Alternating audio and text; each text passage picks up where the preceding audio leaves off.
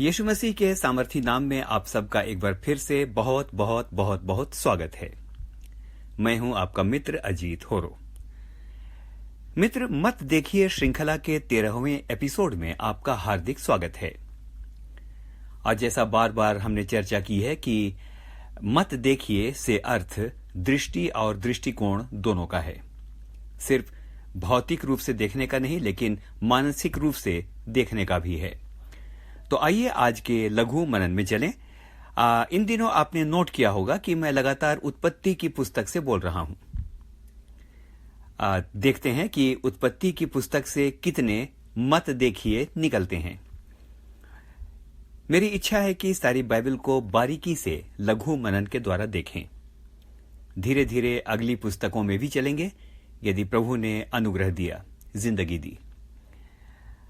आज के मनन का पद आपके लिए जो मैंने चुना है वो है उत्पत्ति उसका 28वां अध्याय और उसका 12वां पद, और वहां वचन में इस प्रकार से लिखा है, सुनिए। तब उसने स्वप्न में क्या देखा कि एक सीढ़ी पृथ्वी पर खड़ी है और उसका सिरा स्वर्ग तक पहुंचा है और परमेश्वर के दूत उस पर से चढ़ते उतरते हैं। मित्र, आइए सबसे पहले इस पद की पृष्ठभूमि को जान लेते हैं। Let us have some idea about the backdrop और the background of this particular verse. यह उस समय की बात है जब याकूब अपने घर से भागा था। भागा ही कहेंगे क्योंकि उसका भाई एसाव याकूब से इसलिए शत्रुता रखता था क्योंकि पहले उसने उससे पहलौठे का अधिकार छीना और फिर धोखे से आशीष भी अपने पिता इसहाक से ले ली, जिसे बुढ़ापे के कारण ठीक से दिखाई नहीं देता था। घर में तनाव की स्थिति थी और एसाव के मन में याकूब के प्रति बहुत अधिक कड़वाहट थी और मेरे मित्र, इस वजह से उसको घर छोड़ना पड़ा। वह मार्ग में अकेला चल रहा था। मैं याकूब के बारे में बात कर रहा हूं। वह मार्ग में अकेला चल रहा था। भाई को धोखा देने के कारण उसका मन व्याकुल था। मित्र, आप जानते हैं कि याकूब का शाब्दिक अर्थ ही होता है धोखा देने वाला या अड़ंगा मारने वाला। उसने धोखा क्यों दिया था, सवाल ये उठता है। उसने धोखा इसलिए दिया था कि संपन्नता, अधिकार और संसार के वैभव को वो देख रहा था। वो अपनी विरासत को देख रहा था। मित्र, कदाचित ऐसे मौके और प्रलोभन किसी के जीवन में भी आ सकते हैं, जिस प्रकार याकूब के जीवन में आए कि याकूब ने संपन्नता और धन और दौलत और इन सारी बातों को देखा और तब उसने धोखा दिया। यह संभावना हम में से किसी के जीवन के अंदर भी आ सकती है। संपन्नता और धन का लोभ किसी को भी धोखा देने के लिए किसी को भी प्रेरित कर सकता है। मित्र, याकूब ने उस धन, संपत्ति और विरासत को देखा और न सिर्फ देखा, लेकिन उसे गलत तरीके से प्राप्त करने की कामना ही नहीं की, लेकिन लोभ से वैसा आचरण भी किया। मत देखिए और मत विचार कीजिए उन चीजों को जिन पर आपका अधिकार नहीं है। एक बार फिर से कहूंगा, मत देखिए और मत इवन विचार कीजिए उन चीजों का जिन पर आपका अधिकार नहीं है।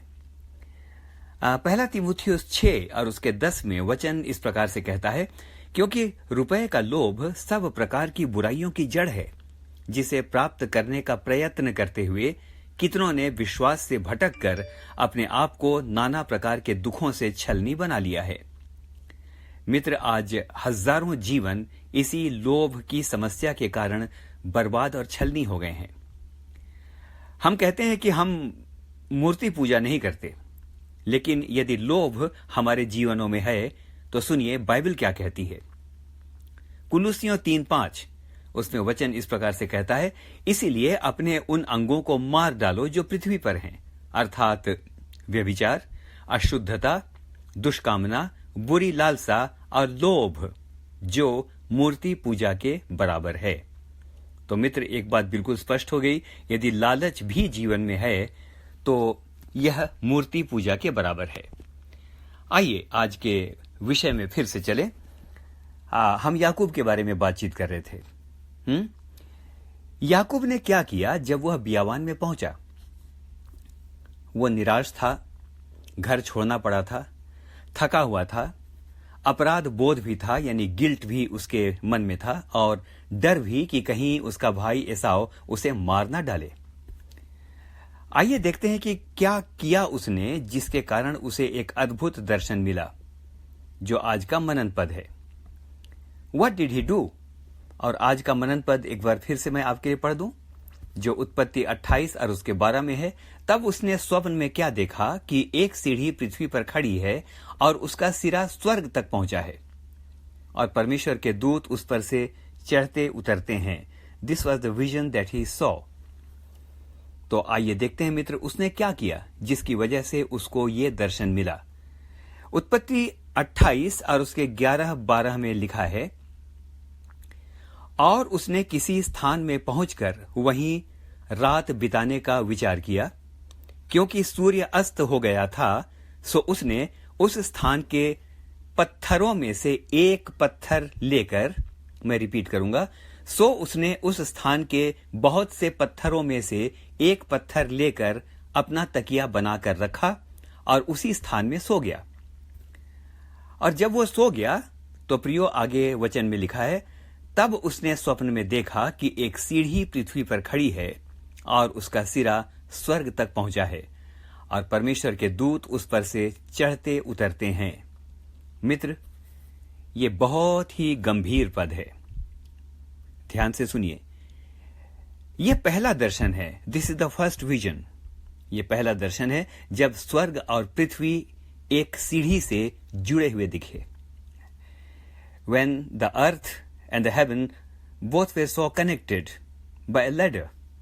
सुनिएगा, क्या किया था उसने, याकूब ने क्या किया था। अभी अभी आपने इसको सुना, लेकिन मैं दोबारा रिपीट करता हूं। What did he do जिसकी वजह से उसको यह दर्शन मिला। तो अभी अभी हमने सुना, लिखा है, सो उसने उस स्थान के बहुत से पत्थरों में से एक पत्थर चुनकर या लेकर अपना तकिया बनाकर रखा और उसी स्थान में सो गया। मित्र ध्यान दीजिए, क्या आपने ध्यान दिया, वहां बहुत से पत्थर थे, किसी भी पत्थर को वो तकिया बना सकता था, लेकिन प्रभु का धन्यवाद हो कि उसने बहुत से पत्थरों के बीच में से एक पत्थर चुना और उस पर तकिया किया। अब चाहता हूं थोड़ा ध्यान और दें। उर्दू भाषा में यदि आप देखेंगे तो उर्दू भाषा में तकिया करने का मतलब होता है निर्भर करना। जैसे मैं किसी के लिए कहूंगा, मैं उसकी बातों पर तकिया करता हूं, यानी what ever he says I depend on him, उसका मतलब यह होता है। तकिया करना मतलब निर्भर करना भी होता है। मेरे मित्र, परमेश्वर का धन्यवाद हो कि उसने, यानी परमेश्वर ने याकूब के टूटे दिल और पश्चाताप से भरे हृदय को देखा और उसकी अगुवाई की कि वहां पड़े बहुत से पत्थरों में से वो किस पत्थर पर तकिया करे जिससे उसे ऐसा दर्शन दिखाई दे जहां स्वर्ग और पृथ्वी आपस में एक सीढ़ी के द्वारा जुड़े हुए दिखाई दें। What was that stone? क्या था वो पत्थर? यीशु ने स्वयं अपने बारे में कहा, वही वह पत्थर है। प्रेरितों के काम 4 और उसके 11 में इस प्रकार से लिखा है, यह वही पत्थर है जिसे तुम राजमिस्त्रियों ने तुच्छ जाना और वह कोने के सिरे का पत्थर हो गया। मेरे मित्रों, ये वही पत्थर है, ये वही चट्टान है जो इस्राएलियों की बियावान की यात्रा में भी उनके साथ साथ लगातार चलती थी। मेरे मित्र, यहां आपने देखा, we have seen here that the heaven and the earth both are connected. अब प्रभु यीशु मसीह ने कहा, बिना मेरे कोई पिता तक पहुंच नहीं सकता। Here we see a ladder, यहां पर हम एक सीढ़ी देखते हैं। सिर्फ यीशु है जिसके कारण स्वर्ग और पृथ्वी आपस में जुड़ते हैं। वही वह जीवित पत्थर है और सीढ़ी भी जिसके द्वारा पिता तक पहुंचा जा सकता है। अंत करूंगा, भटक रहे हैं, सहारा खोज रहे हैं मित्र, क्या थक गए हैं? सोच रहे हैं कि कहां सिर टिकाऊं जिससे राहत मिले? सुनिएगा, दुनिया में एक से एक कीमती पत्थर हैं, बड़े खूबसूरत हैं, बड़े बहुमूल्य हैं। आंखें वहां पर अक्सर चली जाती हैं, बड़े बड़े कीमती पत्थर हैं, बड़े खूबसूरत हैं, लेकिन आज के दिन कहना चाहता हूं, मत देखिए उधर ध्यान मत दीजिए, मत देखिए उन कीमती पत्थरों को। लेकिन एक और पत्थर है जिसके बारे में यशायाह 53 में कहा गया है, उसका यानी यीशु का, यानी उस जीवित पत्थर का रूप यहां तक बिगड़ा हुआ था कि लोगों ने उसे देखना तक नहीं चाहा। आइए और कुछ मत देखिए, सिर्फ उस जीवते पत्थर पर तकिया कीजिए, आपके जीवन का दर्शन बदल जाएगा। हालेलुया और आमीन। आइए प्रार्थना करते हैं। मेरे प्यारे खुदाबंद, आपके सामर्थी नाम पर इस समय अपने एक एक श्रोता मित्र को मैं आपके सामर्थी हाथों में सौंप देता हूं। खुदाबंद, आज हमने व्याकुल, अपराध बोध से टूटे हुए, भयभीत याकूब के बारे में सुना। अकेला था, बियावान में था, जंगल में था, ही वॉज जस्ट अलोन। और उस जंगल के अंदर प्यारे खुदाबंद, जब सूरज ढलने लगा, सूरज ढलना आशाओं का ढलना भी दिखाता है, अंधकार का छा जाना भी दिखाता है। जब अंधकार छा गया, जब उसे कुछ दिखाई नहीं देने लगा, तो लिखा है वहीं बहुत सारे पत्थर थे और उनमें से एक पत्थर पर उसने तकिया किया, जिसके द्वारा उसने वो दर्शन देखा जो अद्भुत दर्शन है। और यदि आपके वचन को देखें तो ये पहला दर्शन है जहां स्वर्ग और पृथ्वी दोनों कनेक्टेड दिखाई पड़ते हैं। तो खुदाबंद, आज के दिन प्रार्थना करता हूं अपने इन सभी श्रोता मित्रों के लिए।